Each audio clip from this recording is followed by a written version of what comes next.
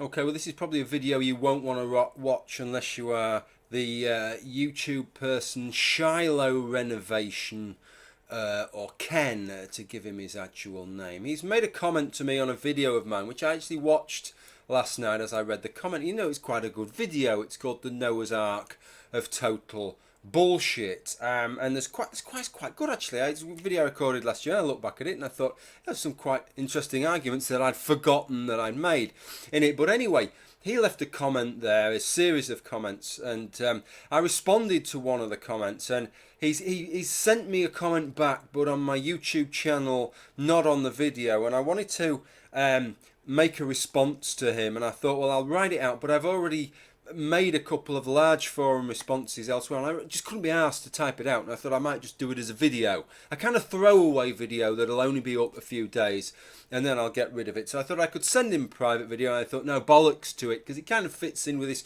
revisited series thing, of which I've recorded the second part, but I've not and uploaded it, but it's still set to private at the moment.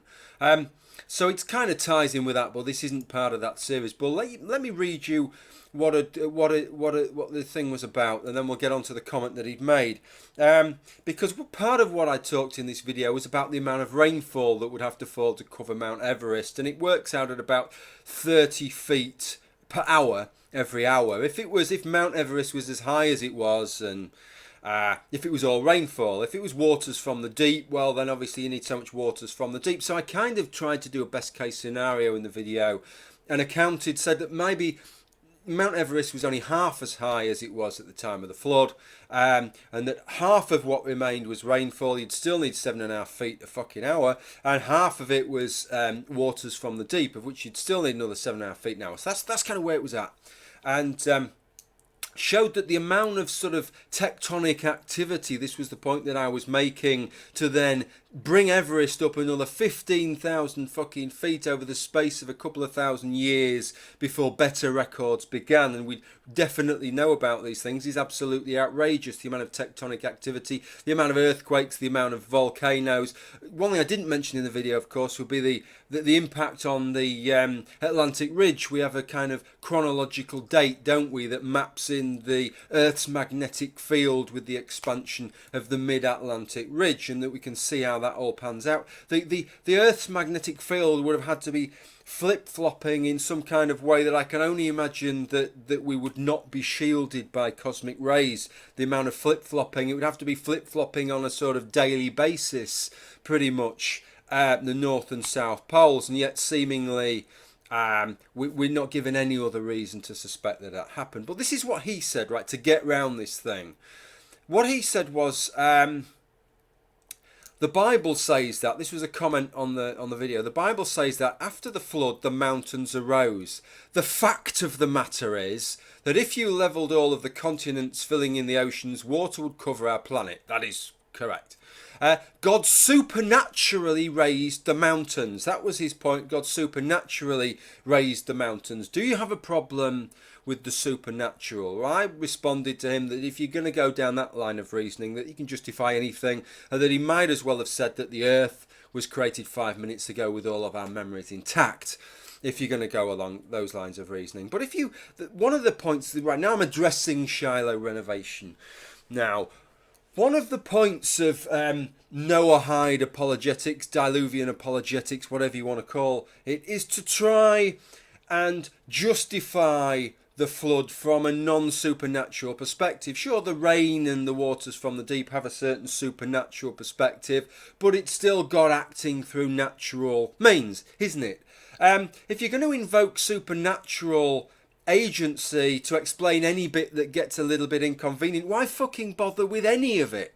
Right? Why spend so much time showing that all the animals could fit on the ark? Why not just say, well, God's used his supernatural powers to shrink all the elephants down to the size of a fucking grain of sand, and then after the flood, he expanded them back up again. Why bother with any of it? In fact, why even bother with the ark at all? If God's just going to use supernatural agency to raise fucking mountains in a way that doesn't create earthquakes, doesn't create volcanoes, doesn't have any of these associated problems, doesn't involve the Indian tectonic plate going under that Asian plate at all, if none of that is involved, then why bother with the whole bullshit of the ark and all that to begin with?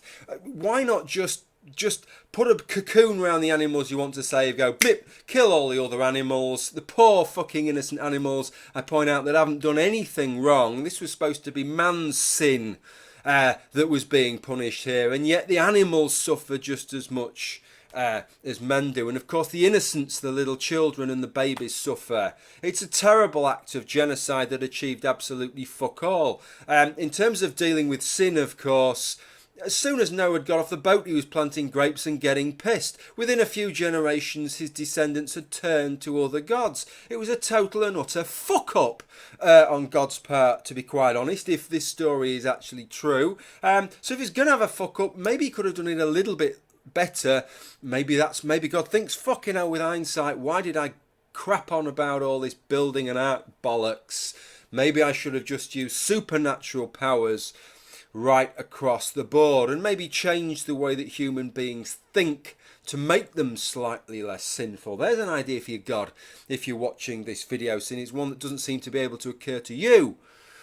But going back to this point about supernatural then, Shiloh, if you're going to invoke the supernatural, just don't bother with these Noahide apologetics at all. It's an absolute waste of time. Just say, yeah, I accept none of it could fucking happen. It's all a load of bollocks unless we invoke a little bit of magic. So that's all we're going to do. We're not going to bother justifying it. That story in the Bible and any other story in the Bible and anything else we ever see that seems to contradict our account of God and the Bible and what we believe, it's just God's magic that has made it that way. Such as, for example, as those who are watching will see in Shiloh's commentary to me in a minute, he talks about the Big Bang. Of course, Shiloh believes that the universe in its full scale was created, 6,000 years ago? Something like that. So you know, we're talking about God's bullshit magic and supernaturalism. What did he do then? Did he put all the photons from all the distant stars in just the right positions to try and deceive us into thinking that the universe is 14.7 billion years old? Rather than 6,000 years old? What kind of crap act of deception is that, to go to that extreme to try and disguise what you've done, which was just create the universe out of nothing, ex nihilo, 6,000 years ago in a kind of advanced, matured state. But let me read you what Shiloh, he sent me this comment. So this is if you're watching this video, sorry Shiloh, for you watching it, you're going to have to listen to your own shite. Hi, thanks for your response. I thought you really had a great point. No, you fucking didn't. If you thought I had a great point, you wouldn't be advancing all this creationist crap. But I understand what game you're playing here, so I'll let you carry on. I'll give you a pass on that. Concerning the supernatural, you wrote, no argument anyone can ever make to falsify your position. Exactly. Let me ask you, let's take the Big Bang or historical Darwin. Can you falsify those positions? All you have is evidence. To truly falsify something, or correct me if I'm wrong, it must be demonstrable and repeatable. You cannot falsify evidence for history. So if we find pig bones, for example, in a settlement that we believe to be an Israelite settlement, that wouldn't have falsified that historical account, or that claimed historical account that it was an Israelite settlement, for example. Then you're denying that. It is like a ping pong match. Background radiation proves the Big Bang. Yeah, but radiation exists without explosions. Who said the Big Bang was an explosion? On and on it goes. No one can prove their point because it is all interpretation of evidence like a court trial. I don't know what you want it to be other than interpretation of evidence like a fucking court trial. The difference is that we all have extreme bias, you too. Or are you going to tell me that you would be just as happy if I convinced you the Bible was true? They call it science, but it is really their religious beliefs that they try to prove with science. The field of science should be free from bias. Yeah, I'll come back to that in a second. And this kind of bias is extreme. It results in a change in lifestyle. I write this in the hope that you will change your bias to that of Jesus Christ. He is the light of the world. Blessings to you, Ken. Well, I read this comment, and so yes, I've now decided that I'm going to devote my life to Jesus Christ. After 5 years of doing all this on YouTube, since claiming that I didn't believe in God at 6 years old, and investing thousands of hours reading about all the subjects round it, and spending way too much of my life prior to YouTube thinking about all these issues. This passage, that Shilorenovation, has just tipped the scales. I just can't fault the logic to such a degree. So I've changed my perspective to Jesus Christ. Have I bollocks? Look, let me try and go through some of this. He's talking about bias in science. Let's look at some of the things he talks about. He talks about the Big Bang. You see, what he's saying is there's bias in science. We choose the Big Bang because it's the irreligious kind of alternative rather than a religious alternative. But he obviously doesn't understand the kind of historical perspective of the Big Bang. Prior to the Big Bang, the scientific position was the steady state model, which most theologians didn't like very much because the universe had to have a beginning. That's the point. In the beginning, God's blah, blah, blah, blah, blah. That's how it started. And so you needed the idea of going from that to a Big Bang, which was a model which has a beginning, appealed to a large number of theologians. They took it on board and they liked the idea. So if you want some kind of thing that's neutral or unbiased, or even biased in favour of religion, a kind of typical monotheistic viewpoint of religion, then the Big Bang model was better than what preceded it. That it doesn't fit in with his 6,000-year-old timescale, well, all I can say is that's because your 6,000-year-old timescale is a load of old fucking bollocks. It also doesn't fit in with my 2-minute 30-second timescale. It also doesn't fit in with the 20 trillion-year timescale. It's not meant to fit in with any fucker's timescale because we follow the evidence. This evidence, Shiloh, that you don't seem to like looking at. Oh, fucking hell, there's some evidence confusing matters. That is what the timescale is based upon. But as an actual model, it fits in better with a religious perspective than the previous incumbent model. So the other thing that I wanted to say to you with regard to that was, you said background radiation proves the Big Bang. Yeah, but that isn't how we got to the Big Bang. Did we? We got to the Big Bang from other things. The background radiation was something that we were looking out for. That's always a good sign, you know. If you find something and then try and work backwards, you can. It's sometimes a little bit fishy when people do that. But if you go out looking for something, we already knew that the universe was expanding because we'd found out that the further away we looked at things, the greater the redshift, because we have these things called, is it universal candles? We know how bright they are. We know what colour temperature they should be. So we have this idea of how far away things are in the universe, and that the further away they are in the universe, by God, the faster they're moving away from us. So we have this idea that space is expanding.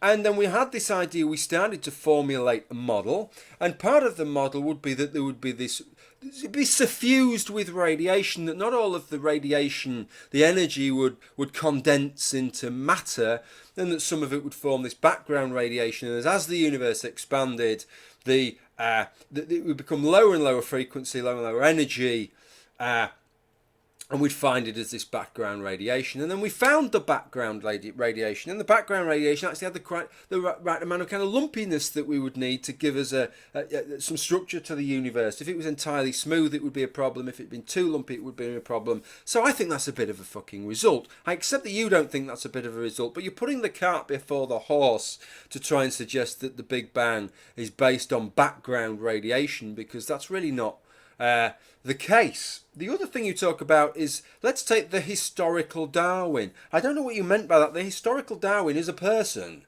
Do you mean historical Darwinism? Is this what you're talking about, the evidence for evolution? And are you saying that this is what I assumed you meant by your argument, is that, well, you know, if you won't just accept my claims of supernatural, then in what way do we dispute claims over something such as the modern evolutionary synthesis. How would they be falsified? The difference is that your claim of supernatural agency with regard to the Noah, the Great Flood, is baseless. You've just pulled it out your arse as an answer because there's no other fucking answer that you can think of. So that's what we're working with, right? That's what I have to tackle.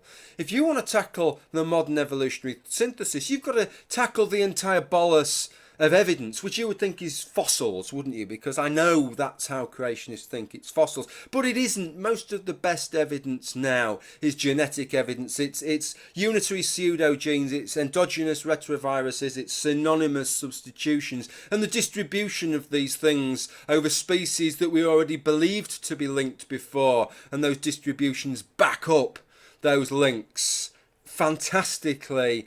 Well, it's the way in which different sort of ways in which we can arrive at taxonomic relationships, these different trees that we make from different models, all give us not exactly the same. You get a twig different out of place sometimes, but they all give us the same relationships between species and between different cladistic groups. So that's the kind of evidence that we're talking about. If you want to falsify that, you've got to provide enough evidence to overcome that vast bolus of evidence. It's only the same as if you wanted to falsify the existence of Barack Obama.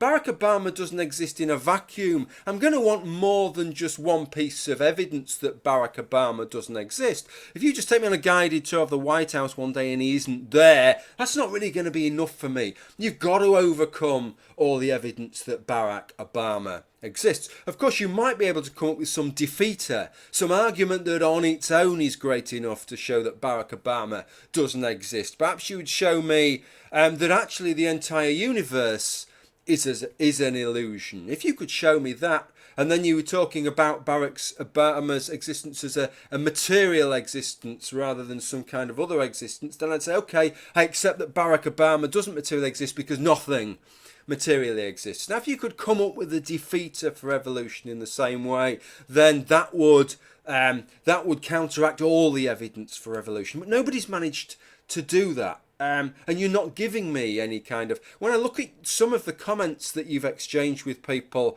on this Noah's video, the Ark of Bullshit video that I made, it shows that you don't have a great deal of knowledge of what evidence is available for some of these things. I think that's probably all that I wanted to say to you, I think. You asked about to falsify something, correct me if I'm wrong, it must be demonstrable and repeatable. Yes, you're right. But just because something's historical doesn't mean that it isn't repeatable. You can still do tests on things from the past. You can still see patterns. You can still make predictions about things in the past.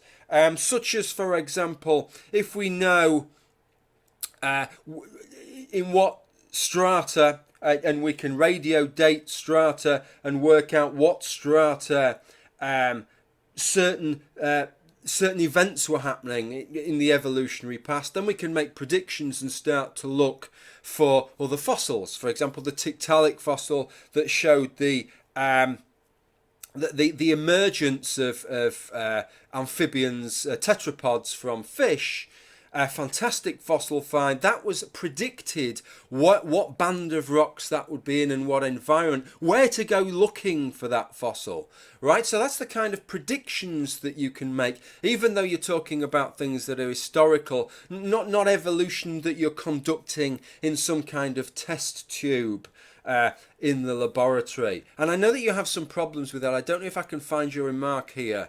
But I'm gonna find this remark just for the benefit of anybody else who's watching, because I think it kind of summed it up really. Hi, thanks for writing. You say Noah's Ark is false. What is your alternative? That life evolved from the sea? Is that science? If so, let's do observation, experimentation, and repeat this science. What can we add to a bucket of water to make the human race? Chemicals, dump it in the ocean, zap it with lightning, wait billions of years. Is this good science? Of course not. Atheism is absurdity. What part of Noah's Ark do you have a problem with? Well, you know what part of Noah's Ark I've had a problem with. You just watched a 23 fucking minute video on what part of Noah's Ark I have a problem with. The fact that you try and reduce everything, the huge amount of research into evolutionary theory, to what can we do to a bucket of water to make the human race. You can trivialise anything, right, in that kind of way. There's no argument that we can have, right, however important. It doesn't matter whether it's about the poor starving in Africa or what it's about, right. If you want to really fucking mock and trivialise an argument, you can do it. But what you do when you do that, you show your own ignorance. You don't show the ignorance of the people you're talking to. I think that's all I want to say, Shilorenovation. I'm not going to get into a big exchange with you on this. I've had too many exchanges on this fucking subject. And having an exchange with one person at a time, who I know is not going to change their mind. And if you make a point that they can't answer, they just walk away from the fucking conversation. I know you won't do that. You'll just claim supernatural agency each and every time. I realise that. So it's a waste of fucking time. I'm not going to waste more breath on this. I haven't wasted breath writing this out. I've just done it as a video. I've recorded it once. I'm going to upload it. You'll have a few days to watch the bastard, and then it's coming down. Okay, thank you, Shiloh. Feel free to respond if you wish.